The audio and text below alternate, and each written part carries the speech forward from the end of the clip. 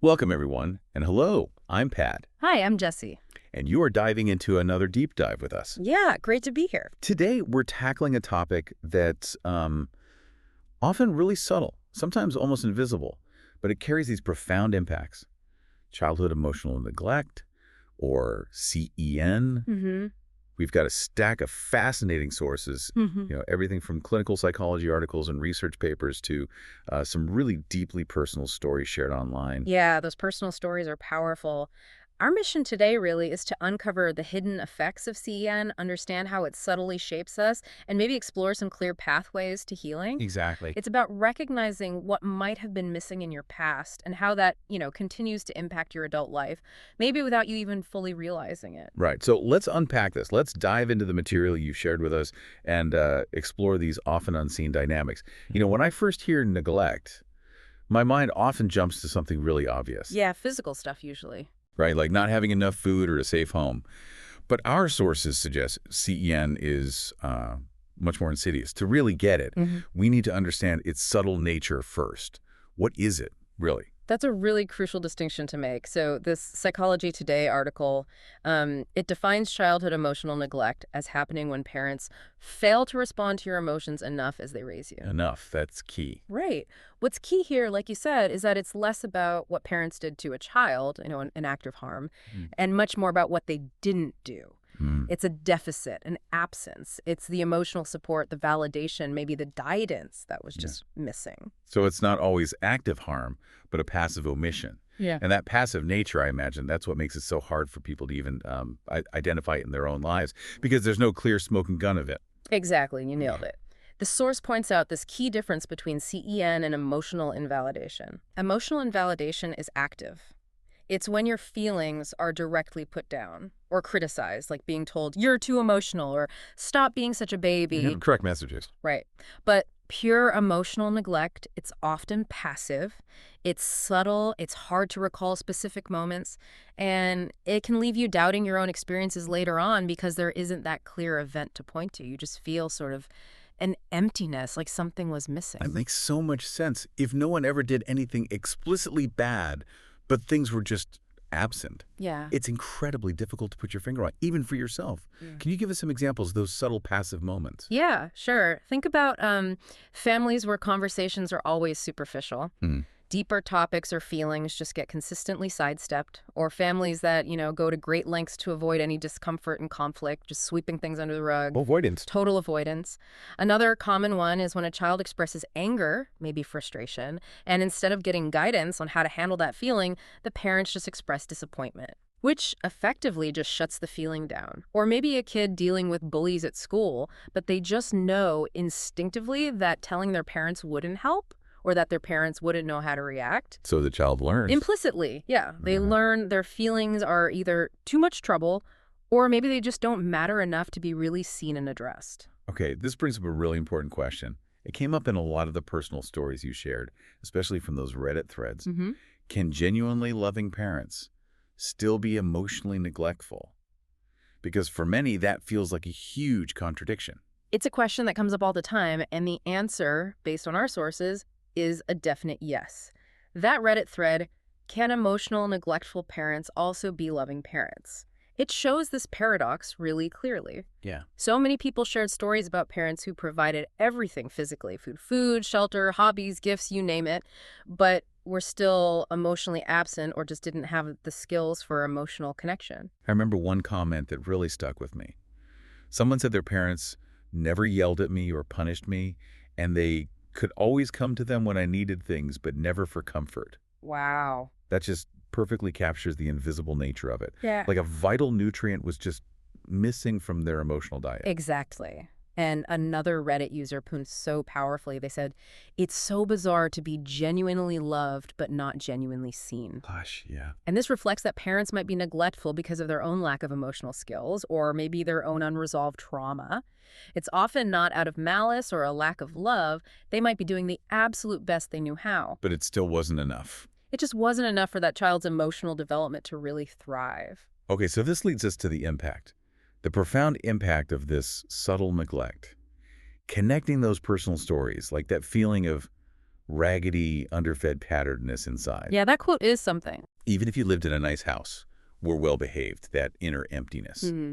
So what does this actually mean for someone growing up with CEN, especially as they become an adult? Well, the Psychology Today article outlines 4 major life struggles. These are really common outcomes of childhood emotional neglect. And they aren't just minor quirks. They're like fundamental gaps in your emotional foundation as an adult, often unrecognized until you start looking. Okay, what are they? First, there's a lack of self-knowledge. Parents are supposed to be like mirrors, right? Reflecting back who we are, our preferences, gifts, weaknesses, passions. Hmm. When your emotions aren't validated, you miss out on really learning who you are deep down. The article gives this example of Kurt. He's on a 3rd date and he just completely blanks when asked what he's good at. Wow. Because his emotionally absent parents just didn't see him deeply enough to reflect that back to him. He didn't have that data. It's like having a map, but no, you are here sticker. How do you navigate if you don't even know your own starting point? That's a great way to put it, a very apt analogy. The second struggle is low self-confidence. This shows up as trouble trusting yourself, constantly second-guessing your abilities. There's an example of Abigail in the source. She looks totally knowledgeable and put together at work, but before a big presentation, she feels like a total fraud. Imposter syndrome. Big time. Doubting her skills despite actually being competent, it's all internal. So it's not just needing external validation, but lacking that internal trust in yourself. That's exactly it. And tied to that, the third struggle, low self-worth. This is a really deep-seated feeling that you're just not deserving of good things. Oof. Yeah. Whether it's fun experiences, good friends, success. The example is Jesse, who often canceled social plans because he had this anxious feeling that he didn't really deserve to have fun or have good friends. That's heartbreaking. It really is. And finally, the fourth one is low self-esteem. This is more of a pervasive feeling of being less than or not good enough, often fueled by relentless negative self-talk. That inner critic. Exactly. Gretchen, in a Mommy and Me class example, felt inferior to the other moms, even though she had ideas to share. She just held herself back because of that general feeling of being less than. Wow. These aren't minor things at all. They're fundamental challenges to how you see yourself, how you move through the world, what you think you're capable of or even deserve. It's a deep impact. It really is. And, other sources add even more detail to this picture, more specific habits and struggles. Like what? Like, constantly feeling like you're not enough, always striving for perfection, needing approval because maybe your achievements were just overlooked or minimized when you were young. One Reddit user mentioned that. Right. Accomplishments weren't really seen or celebrated. Yeah, so they developed this constant need for external validation. That striving for perfection, it sounds exhausting. Like trying to fill a bucket that has holes in it. The effort is huge, but the satisfaction just doesn't last. That's a perfect image for it. Then there's also a common struggle with self-care, not just, bubble baths, but neglecting your own emotional needs, dismissing them because you were never taught they were important. Because your feelings weren't prioritized. Exactly. Someone else mentioned they literally didn't know how to take care of themselves emotionally because their feelings were never treated as significant. Many people also become overly independent. They find it incredibly hard to ask for help or let others get close. Self-reliance was basically learned out of necessity, not chosen. Right. And while independence is good, this extreme version can be really, really isolating. So that hyper-independence, it's like a coping mechanism, a shield maybe, rather than a healthy choice from genuine self-sufficiency. Spot on. A perfect way to put it. Another really common impact is a deep-seated fear of rejection or abandonment. Okay. This can make you hyper-vigilant in relationships, constantly scanning for signs someone might pull away. One user shared this raw experience of just always being on edge, terrified people would just leave. That sounds incredibly stressful. Totally. You might also have difficulty identifying your own feelings. There's actually a term for it, alexithymia. Emotions just feel confusing or overwhelming because you basically learn to ignore them. Like you don't have the words for them. Exactly, or the internal awareness. One Reddit post talked about how they literally didn't know their own opinions, likes or dislikes, or ability to make decisions because they were always subtly coached to just agree with their parents. Wow. And a really telling sign is the tendency to downplay your own feelings. Telling yourself they don't matter or you're overreacting. You've learned to minimize your internal world because it wasn't seen as important by the people who mattered most. Okay, so if CEN impacts our inner world this deeply, How does that actually play out in our adult relationships, especially romantic ones? This feels like a huge area where these hidden patterns would just have to emerge. Oh, absolutely. The Psych Central source talks about this. It says CEN can make it profoundly difficult to trust others, to get truly close. Makes sense. It can lead to a lot of uncertainty, maybe a reluctance to step outside your comfort zone in romantic partnerships. And think about it. If you never learned to identify or express your own emotions as a kid, How could you do it as an adult? right, or even empathize properly with your partner's emotions, vulnerability, intimacy, those things might feel incredibly threatening or just awkward. It really does make perfect sense.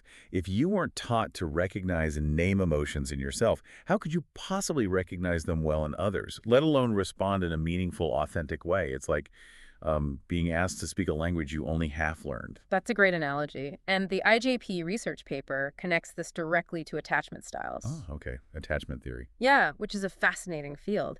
It suggests that childhood neglect is strongly linked to insecure attachment styles, specifically anxious or avoidant attachment. So those early emotional gaps really shape how we connect or maybe struggle to connect with others on a fundamental level, right down to how we seek connection or what feels normal. That's pretty much it. Right. For instance, people with anxious attachment, they might really prefer love languages like words of affirmation and quality time. Mm-hmm. And these aren't just preferences. Often they're a way to seek the security and validation they missed out on. They need that constant reassurance that they're seen, that they're loved. It's like a hunger for what was absent. Always checking if the connection is still there. Hmm. And what about avoidant attachment? How does CEN show up there? Well, those with avoidant attachment might lean towards physical touch and quality time too, but often for a different underlying reason. These ways of expressing closeness can let them keep a sense of control and independence, even during intimacy. Ah, so they can be close, but not too vulnerable emotionally. Exactly. It can be a way to kind of recreate a familiar dynamic where Yeah. deep emotional vulnerability isn't really on the table, even if it's not truly fulfilling or healthy. One person on Reddit mentioned picking a distant partner specifically because that behavior felt normal to me. Wow. So the patterns we experienced as kids, even the subtle ones where things were just missing, can unconsciously steer our choices. Who we partner with, how we act in relationships. It's like we're drawn to what feels familiar, even if it's not what we consciously want or actually need. That's precisely what the VEGOUT source highlights too. It notes that many people unconsciously recreate that push-pull dynamic of distant parenting in their adult relationships. They might even mistake intensity or drama for real intimacy. Okay. And this can show up as specific habits like, you might become the therapist friend, but never the patient. Mm-hmm. I know people like that. Right.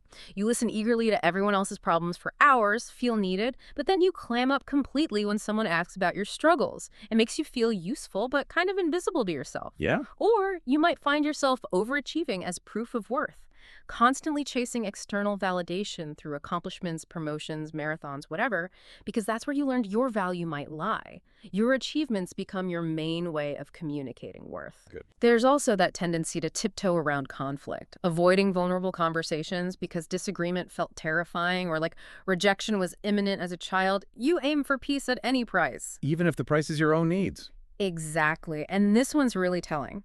You might shrink under praise or affection, literally swatting away compliments because genuine warmth felt unpredictable, maybe even suspicious in your childhood. Accepting a simple thank you or a kind word feels incredibly awkward, Wow, that's specific. isn't it?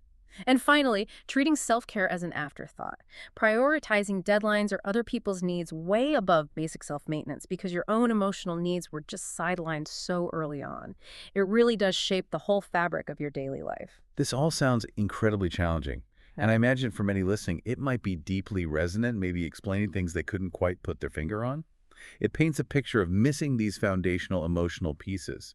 But the good news, and this is important at our sources, really emphasize that healing is possible. Yes, definitely. So for someone recognizing these patterns in themselves, what are the first steps? Where do you even begin to build those emotional muscles that maybe never got exercised? Healing really starts with recognition and acceptance. You know, like psychiatrist Dan Siegel famously says, name it to tame it. Mm-hmm. Once you identify what you're actually dealing with, whether it's the low self-confidence, the low self-worth, the low self-esteem, or that fundamental lack of self-knowledge, you gain some power to start managing it.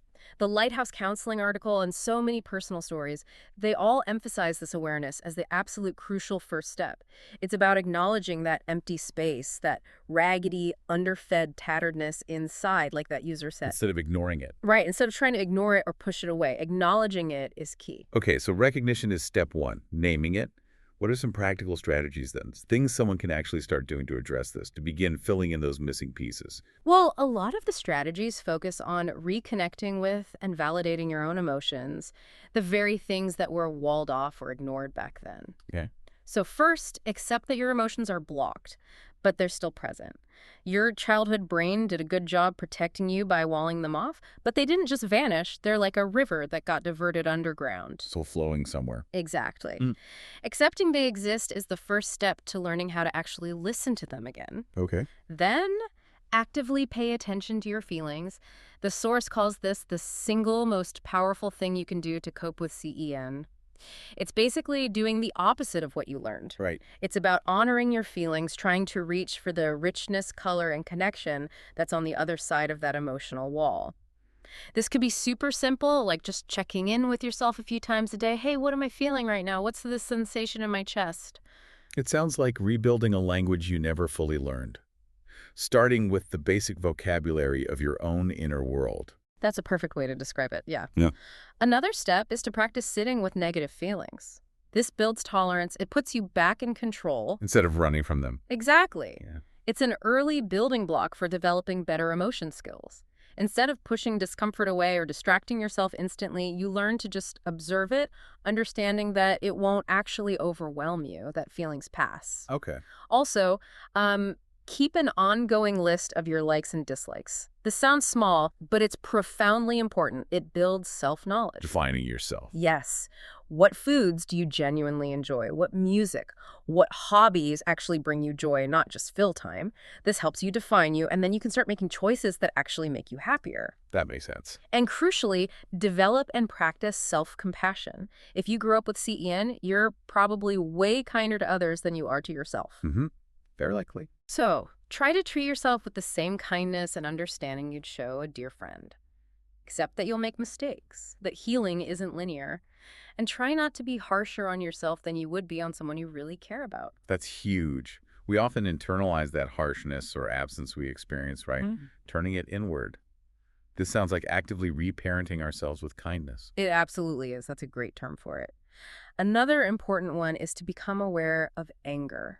Anger, if it's blocked, can fester and consume you. Just becoming aware of it can start to soothe and empower you almost immediately. And its counterpart. Learning to be assertive. Maybe reading a book on assertiveness. It helps you express your feelings and needs clearly to others without either suppressing them or having unhealthy outbursts. Okay. Next, maybe share your CEN story. Telling someone you trust, a close friend, your partner, maybe a supportive family member, can help you own your experience and feel less burdened, less alone. The Reddit threads are just full of people finding immense relief simply by sharing and feeling seen, sometimes for the first time. Connection helps. Massively. And finally, look for CEN effects in your primary relationships. How has it maybe played out in your marriage? Or affected how you parent your own children?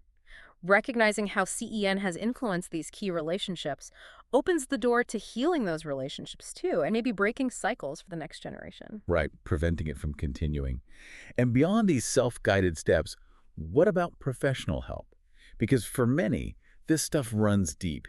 It might feel way too overwhelming to tackle completely alone. Oh, it's absolutely critical for many people. While, books and self-help strategies offer valuable support, they really aren't a substitute for professional guidance when things feel stuck or overwhelming. So many Reddit users shared that therapy was transformative, especially things like trauma-informed therapy, EMDR. Eye movement desensitization and reprocessing. That's the one. And also somatic therapy, which is body-based therapy. These were really helpful for people. Well, therapists can provide that safe, consistent space to help you grieve the childhood you didn't get. And they can help provide the emotional roadmap that was missing. One user shared how EMDR helped them finally release all this repressed anger and fear. Another said somatic therapy helped them connect to their body and their inner self for the very first time. Wow. It's often about finding that reliable external regulator, the therapist that was missing originally, to help you build your own stronger internal one. So healing is really about giving yourself what you didn't receive. reclaiming your own internal world, building those emotional muscles that didn't get exercised back then, one step, one insight at a time. This deep dive into childhood emotional neglect. It's really shown how much of our adult experience, our struggles, our patterns can be shaped by these invisible absences from way back. It's not about blame, though, is it? It's about understanding, and then using that understanding to build something new. And what's so fascinating, I think, is that awareness really is like half the solution. It just shines a light on the path forward. Indeed, yeah.